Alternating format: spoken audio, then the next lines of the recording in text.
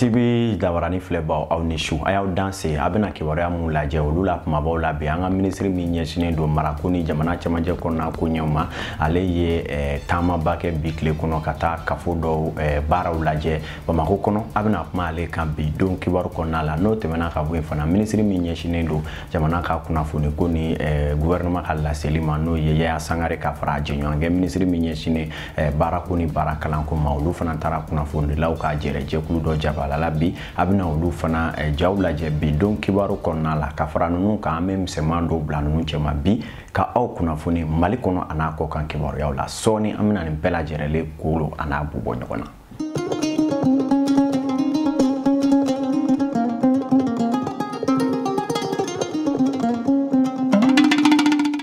FTB filɛbaw Mali kɔnɔ Mali kɔ kan an ka jamana faaba ani marabolo kɔnɔna la tɔgɔdaw ni tugubaw aw minnu bɛ kan filɛ an bɛ aw fo kokura aw ka timinanja la don o don aw tɛ sɛgɛn aw tɛ ɲinɛ aw bɛ anw suganti an bɛ aw fo ko waleɲuman dɔn kɛ aw la k'a fɔ an ka to ɲɔgɔn ɲɛ jigiya ni Ala sɔnna aw jigi bɛ fa kibaruya ko la an ka bi don kibaru bakurubaw la an da ko bila dagirin na la an kun y'a fɔ aw ɲɛna k'a fɔ min ye jamana ɲɛma Ibrahim Boubacar Keita ni a ka fangabolo olu y'a kanu k'a fɔ san 2020 ale bɛna kɛ kalafili san ye an ka jamana kɔnɔna la o kama baara ɲɛbila baara mun kan ka kɛ kalafili ko la ni o ye kalafili sɛbɛnw olu lakurayali ye n'o ye révision des listes électorales o baaraw bɛ sen na an ka Bamako kafo caman na i n'a fɔ yɔrɔ caman wɛrɛ min bɛ tali kɛ ministre min ɲɛsinen don jamana maraboloko ni e ka dɔ awa kalafili labɛnniw ma o ministre Alpha Ba ale ye taamato ta bi tile kɔnɔ ka taa kafo dɔmɔdɔ la Moribabugu kafo Bamako kafo fɔlɔ ani kafo filanan n'o ye commune 1 ani den ye ka se ka taa u ka baaraw lajɛ min ye kalafili sɛbɛnw lakurayali baaraw bɛ danganaya jumɛn na a tɛmɛna nin yɔrɔ o yɔrɔ fɛ a nisɔndiyara kosɛbɛ a kɛnɛ kan na anw ka kibaruya ɲɛna Baɲɔ Jɛnɛpo tun bɛ jamakulu la maire ninnu yɛrɛ ye mun sɔrɔ ka ɲɛfɔ ale ye a ko kan n'o ye nin maire sabaw ka mairew ye an ka jɛ an k'olu lamɛn. An ye baara in boloda daminɛla octobre kalo tile fɔlɔ donc a kan ka ban décembre kalo la tile 31 baara in talen bɛ ka ɲɛsin liste électorale o lajɛli kɔnɔna la ni mɔgɔ ye message nin mɛn parce que depuis 1er octobre ma se kunnafoni di la population ma k'u kana ko liste bɛ a bɛna vérifier tant que tɔgɔ tɛ liste kɔnɔna la e tɛna se ka voter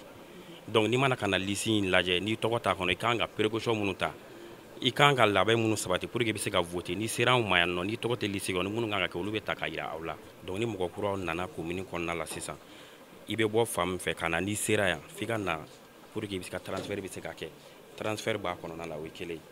mɔgɔ dɔw bɛ olu sara olu tɛna se ka voter tugun donc olu ka mɔgɔw bɛ wuli ka na n'u ka fɛngɛ registre ye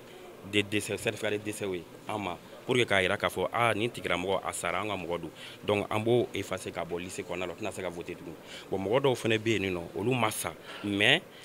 sariya y'a yira k'a fɔ olu tɛna se ka voter tugun o sɛbɛnw fana bɛ yen nɔ donc n'a o sɛbɛnw fana bɛ na minnu b'a yira k'a fɔ k'olu tɛ voter donc an b'olu effacer ka bɔ liste kɔnɔna la o fana bɛ yen nɔ bon gɛlɛya mun b'an kan yan nɔ baara in kɔnɔna la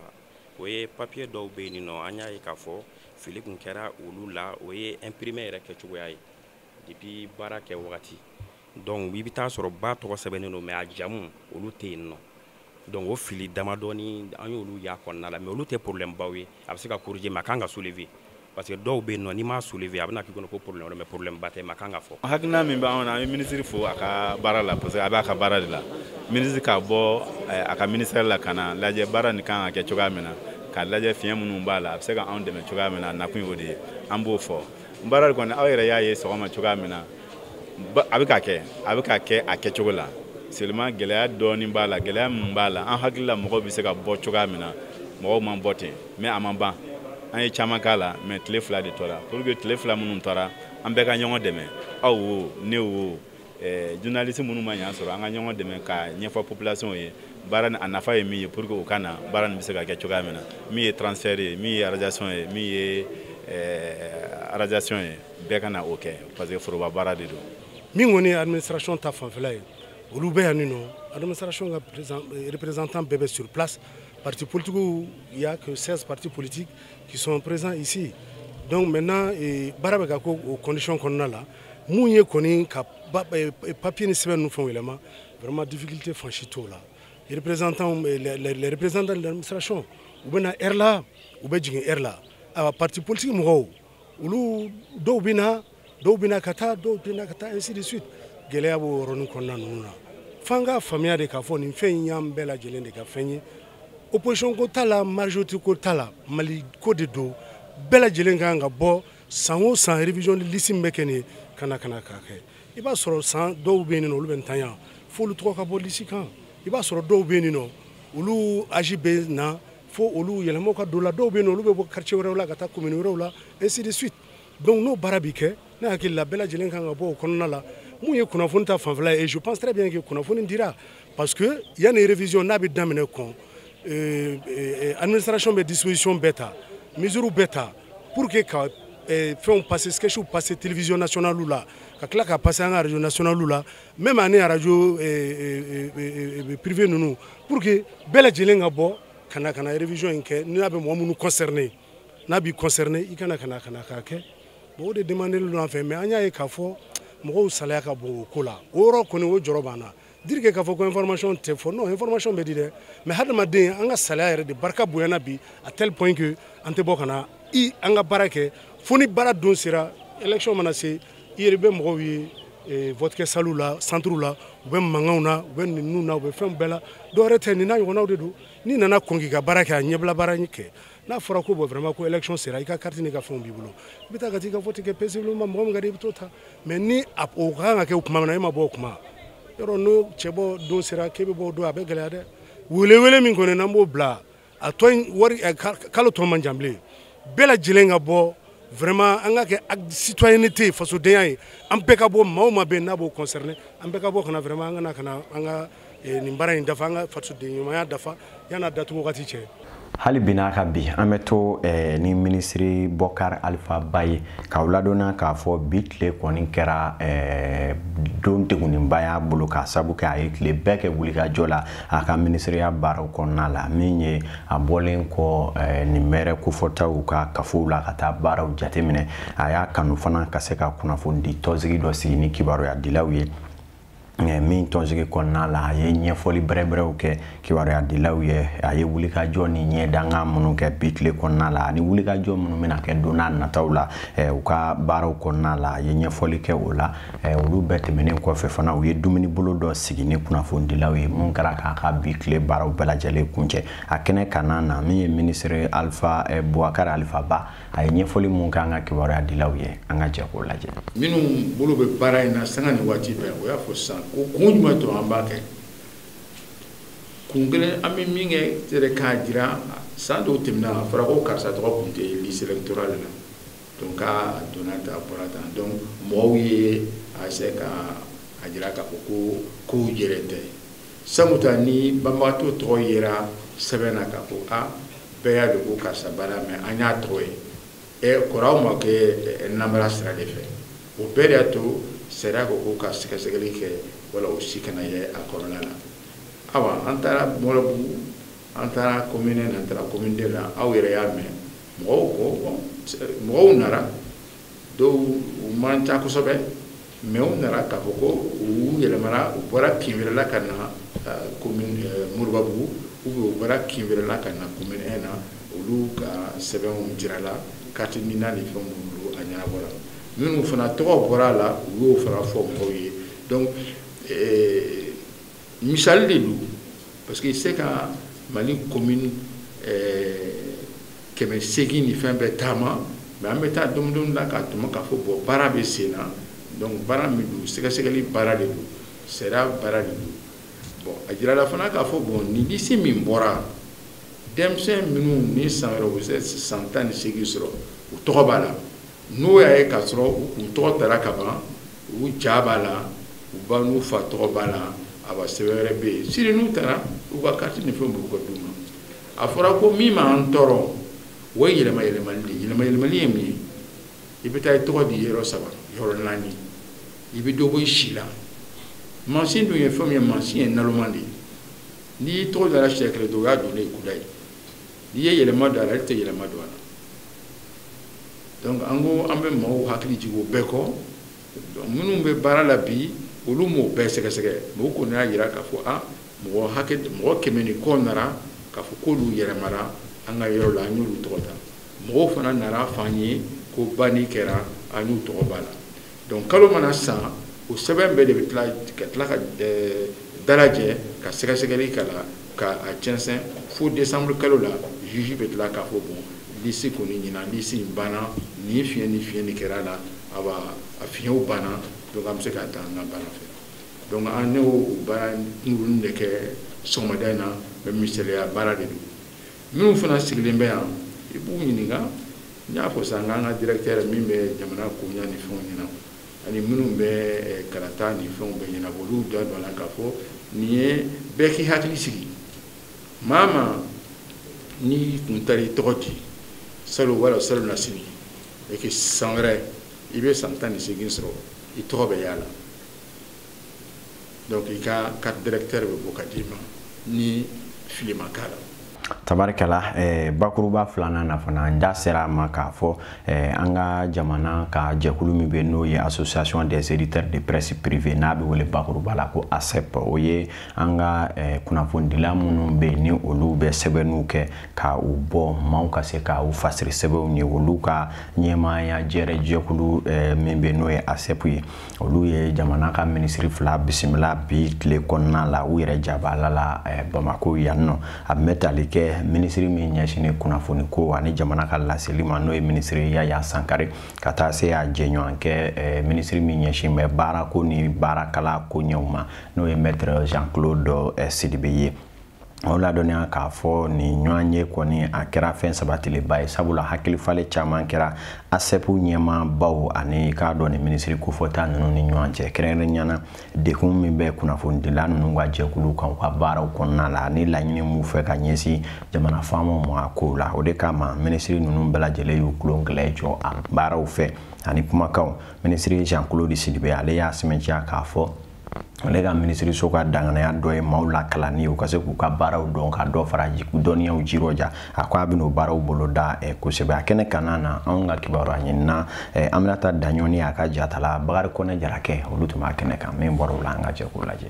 kunnafonidila ɲɛmajɛkulu mun b'an fɛ yen n'ale ɲɛmaaba ye Basiriki Ture a ye bisimilali kɛ ka bɛn bi tarata donya ma octobre kalo tile 29 san 2019 ministre fila la ministre min bɛ n'ale ɲɛsilen no baara ani baaradege ma ani ministre min ɲɛsilen no kunnafonidi ma ani gouvernement ka kuma lase o hokumu kɔnɔna na ASEP ɲɛmaaba ka fara ministre fila in kan u ye munumunu salo kɛ ASEP dagayɔrɔ kɔnɔna na waasa k'u ka baara kɛcogo dɔn ani k'a dɔn degun mun b'u kan baarayɔrɔ la baara in bɛɛ kuncɛlen kɔ baara ni baaradege ministre ye ɲɛfɔli kan ye u ka visite in kun kan de presse ka ɲɛmɔgɔbaya so an nana o tila bi kana u ka yɔrɔ lajɛ u ka baarakɛ cogo k'u lajɛ ani an y'a jateminɛ an n'u ka ɲɛmɔgɔba ko formation problème ani éthique déontologie ayiwa ne kɔni ka département y'a décidé k'an bɛna formation financer n'an y'o formation financer an k'u ta bɔ ani u ka baarakɛ cogo ye a ka fisa nka an bɛ se ka baarakɛ cogo wɛrɛ d'u ma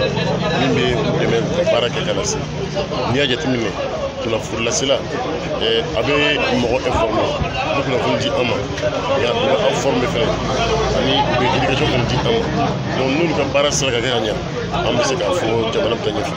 O tɛmɛlen kɔ ASEP ye bonyamasegin kɛ k'a ka nisɔndiya yira ka ɲɛsin ministre fila in ma sabula ni ɲɔgɔn ye min kɛlen filɛ u ni ministre fila in ni ɲɔgɔn cɛ o bɛna kɛ sababu ye ka yɛlɛma don kunnafonidilaw ka kow la min b'a to kunnafonidilaw fana na lafiya sɔrɔ ka baara kɔnɔna na ka kunnafoni di a di cogo la k'a sɔrɔ mɔgɔ ka gɛrɛntɛ t'u kan ni kalan ye mun labɛnna ministre min ɲɛsilen no baara ni baaradege kan. Bon, ni signalé non, c'est pas tous les jours quand même ministre fila reçoit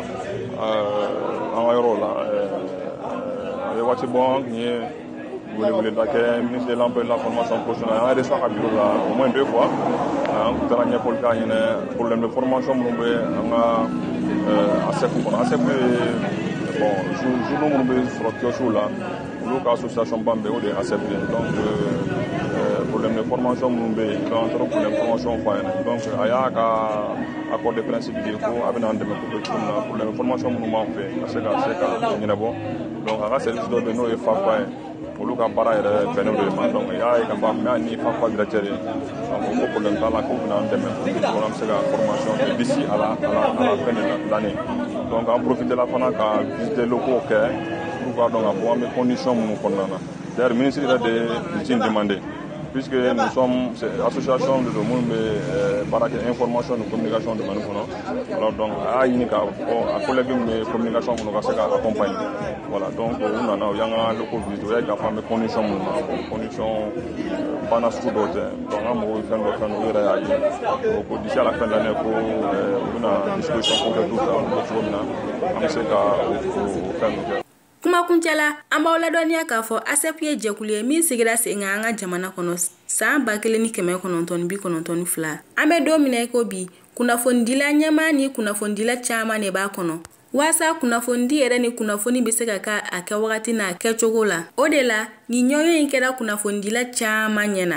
tabarikala i n'a fɔ y'a ye cogo min na an ka kibaruya dilaw tun b'a kɛnɛ kan Bakari Kone ka fara min ye Aminata Daɲɔ ani Awa Kulubali olu ye Nef TV jɔyɔrɔ fa nin kɛnɛ kan na kibaruyaw bɛ to sen na bi tile fana kɔnɔna la min ye Faransikaw ka yiriwajɛkulu min bɛ n'o ye Agence France de Développement n'an ko a ma AFD olu ni Mali ka jɛkulu min ɲɛsinnen don an ka sigidaw ni kafo olu yiriwali ma n'o ye ANICD olu y'u bolonɔ bila bɛnkan sɛbɛn ɲɛnamaba dɔ la bi sɔgɔma da in na Bamako bɛnkan in kɔni musaka bɛ ti jɔ sefa wari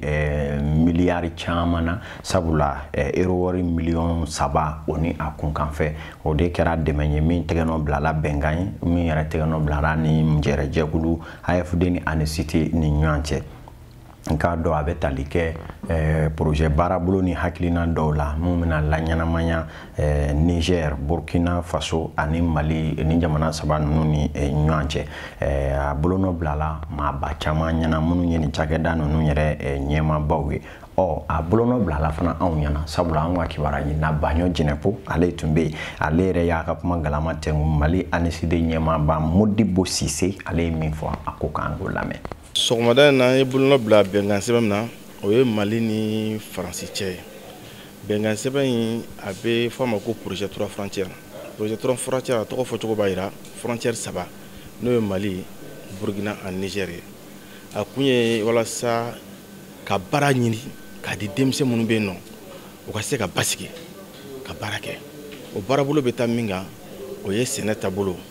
baganmara taabolo ye bon o bɔlen kɔfɛ fɛnɛ kun filanan bɛ yen nɔ o ye ka collectivités yɛrɛ dɛmɛ u ka se ka fɛnw jɔ n'a bɛ fɔ olu ma ko projet structurant ça fait dɔgɔtɔrɔso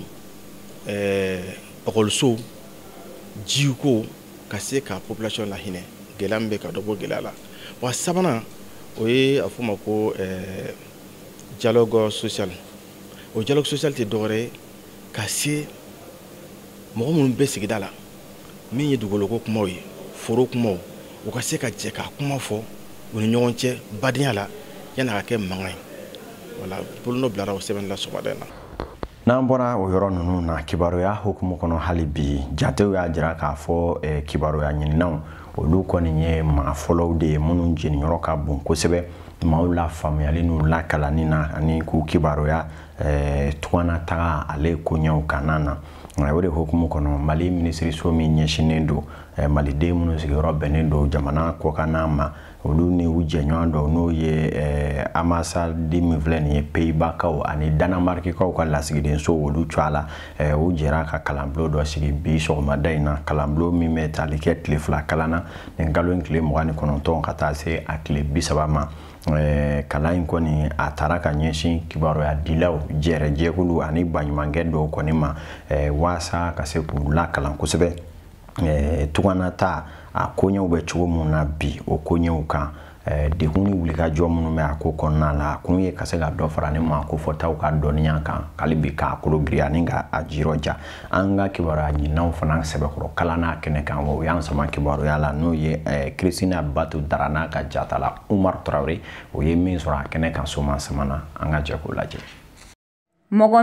258,000 de ye tungalatagala ye diɲɛ kɔnɔ wa jateminɛw y'a yira k'a fɔ k'olu la maa 66 de bɛ bɔ farafina halisa yaasa dɔ ka se ka bɔ o bonya la farafina kɛrɛnkɛrɛnyala Mali la jamana ɲɛmaa ma o kɛ bolo kɔfɛ fɛn ye. O la yaasa ka maaw kunnafoniya ni ɲɛmayaso ye tile 2 kalan kɛ kunnafonidilaw kun. Mɔgɔ caman bɛ taga tunga na k'a sɔrɔ u t'a dɔn min bɛ u ɲɛ, u t'a dɔn gɛlɛya min bɛ u ɲɛ. Donc bi atelier in tile 2 atelier in kɛkun ye min ye